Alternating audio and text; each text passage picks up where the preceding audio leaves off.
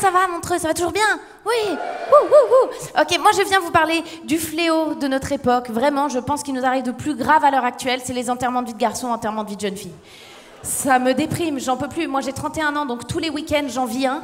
Et plus j'en vis, plus je me demande pourquoi on se fait vivre ça. C'est vraiment une drôle de tradition, cette histoire, pour lancer quelqu'un dans les meilleures conditions dans un mariage, de kidnapper cette personne, de l'emmener dans une des plus belles villes d'Europe qui se trouve à portée d'EasyJet.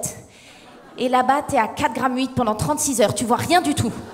T'aurais fait ça dans une cave à Dunkerque, c'était la même chose, quoi. Ça me dépasse, putain, ça me rend folle. En plus, il y a des gens de plus en plus, tu sais, qui disent juste l'acronyme. C'est ouais, le week-end dernier, on a fait l'EVG de Jérôme. EVG, EVJF.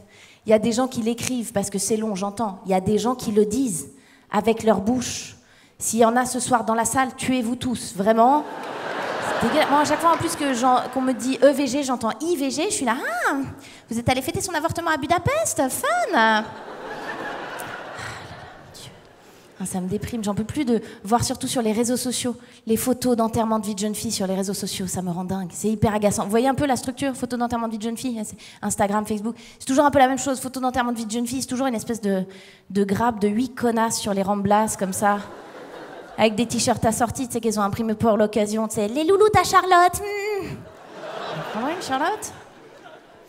Côté garçon, généralement, c'est beaucoup moins agaçant, les enterrements de vie de garçon. Beaucoup moins agaçant. Ouais, beaucoup plus violent, en revanche. Ce qu'on vous fait subir, messieurs, sous couvert de rigolade, c'est limite maltraitance, quoi. Moi, je comprends pas. À chaque fois que j'ai un pote qui me raconte son enterrement de vie de garçon, c'est toujours un truc genre, ah ouais, c'était un truc de malade, mon EVG, ouais. Ils sont arrivés chez moi à 4h du matin, ils m'ont réveillé avec de l'huile chaude. Ensuite, ils m'ont mis nu dans une camionnette avec des furets vivants, on a conduit jusqu'à Barcelone. Arrivé là-bas, coup de théâtre, ils m'entubent à la vodka, ils me foutent un coup de batte, je perds connaissance. Je me réveille 16 heures plus tard, il me manquait un rein, on avait tué une pute, je m'y attendais pas du tout, quoi. Ça avait l'air rigolo.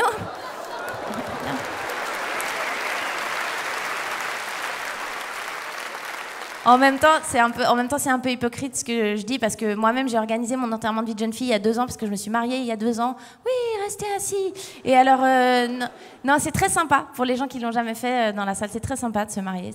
Ouais. Non, c'est-à-dire que ma génération, je suis lucide. Je sais qu'on va tous divorcer, mais c'est rigolo d'essayer. C'est ça que je veux dire. En plus, tu gagnes un mixeur et tout, c'est chouette. Mais c'est vrai que je me suis posé des questions avant de me marier parce que je trouve que le slogan est pas très vendeur. C'est pour le meilleur et pour le pire. C'est pas très sexy. Pour le meilleur et pour le pire, ça donne pas très envie. On est d'accord? Non? Autant Carglass répare, Carglass remplace, c'est bon. Mais ça dit ce que ça veut dire. Autant pour le meilleur et pour le pire, c'est nul comme slogan. Tu vendrais rien d'autre avec ça. Moi, si t'allais dans un magasin de canapés et que le vendeur il disait, bah, y a des jours il sera très confortable, il y a des jours il va vous avaler. C'est comme ça, c'est canapé. Je vais prendre un pouf plutôt, s'il vous plaît.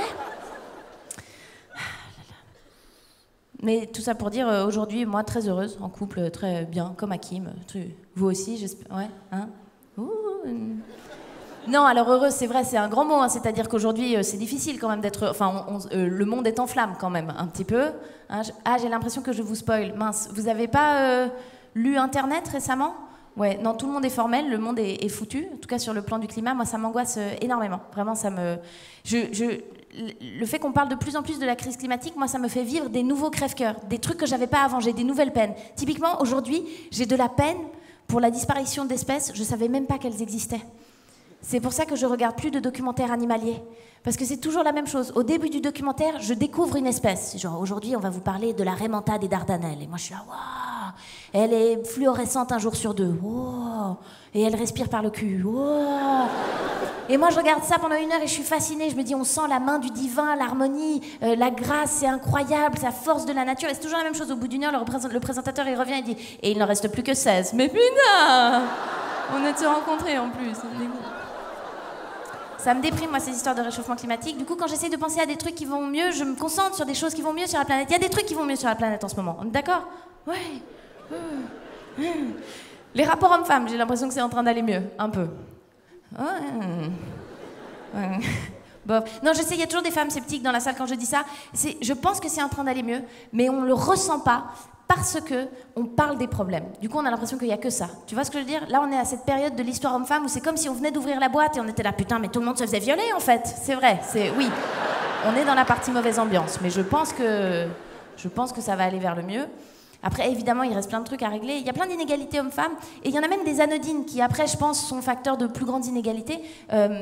Moi, ce qui m'embête, c'est la manière dont on représente très différemment les corps des hommes et des femmes dans les médias. Ça, c'est un truc qui m'énerve. Tu le sens dans des trucs un peu débiles. Ça fait qu'à la fin, on a l'impression que les corps des femmes, c'est très mystérieux. On comprend pas comment ça marche, c'est une énigme et tout. Alors qu'en vrai, non. Mais ça se sent dans des petits trucs. Typiquement dans le marketing. Il y a genre des savons pour hommes, des savons pour femmes, ok ? Déjà, je comprends pas très bien le concept. Mais tu sens dans le marketing qu'on en fait que d'un côté, il y a de la honte. Tu sais, les pubs pour les savons féminins, c'est toujours tout en euphémisme, en périphrase. Tu sais, toujours la dame qui fait la voix pour les pubs dans les savons féminins, toujours elle chuchote. Tu sais, t'as l'impression qu'elle a pas dit à son entourage qu'elle enregistrait la pub. Tu sais, elle est là à la cave sous une couverture, comme ça. Roger Cavaillès présente le nouveau Fadabadada. Quoi ? À l'extrait de nuages. What the fuck ? Mais ça fait quoi? Ça lave quoi? La flore? Je sais pas, je peux pas vous en dire plus, ils retiennent mes enfants. Même généralement sur les bouteilles de savon féminin, t'as une nana qui est dessinée, même elle a jamais l'air d'avoir envie d'être là. Tu sais, les dames qui sont dessinées sur les bouteilles de savon féminin, toujours elles sont là comme ça, chut, non, c'est un secret, allez-vous-en, sinon la prophétie se réalisera. T'es là, mais c'est dingue, c'est le seul produit au monde, tu l'achètes pour un truc qu'on te montre pas sur le paquet. Elle est comme ça, la dame, c'est pas un savon pour le nombril, je sais pourquoi je viens. C'est très bizarre, c'est le seul produit au monde qu'on vend comme ça. C'est comme si on vendait des bagnoles en te mettant des photos de bâches, enfin ça n'a pas de sens.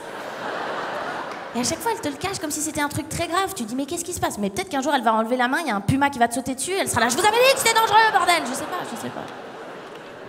C'est vraiment... Alors que dans l'autre sens, les pubs pour les savons pour hommes, c'est vachement plus sympa, c'est frontal, c'est rigolo. Les pubs pour les savons pour hommes, c'est plus... Puis pour les savons pour hommes, c'est toujours des trucs genre... Le nouveau Axe à l'extrait de piment et de bris de verre. Wow. Tu sais, la mascotte, c'est toujours un truc hyper viril. C'est genre un dinosaure sur un quad en train de jouer de la guitare électrique. Et là, tu veux être propre? Oui. Oh putain. T'as déjà senti un savon pour homme? T'ouvres la bouteille, tu renifles, t'as les ongles qui tombent. T'es là genre, oh, ça va les gars, qu'est-ce qui se passe? Mais j'ai de la peine pour vous les gars, ça va pas l'air d'être un moment agréable la douche, parce que même les bouteilles, elles sont super agressives. Tu sais, c'est des trucs genre jaune fluo, avec des pics. Et le nom du savon, c'est genre grenade à fragmentation. T'es là genre, mais putain les gars. À quel point est-ce que la virilité est fragile pour que même quand vous soyez dans la douche, messieurs, vous avez besoin de vous rassurer, vous soyez là genre ça mousse mais je suis un bonhomme, putain. Ça brûle. Ah, c'était tout pour moi, c'était un plaisir montreux de vous voir.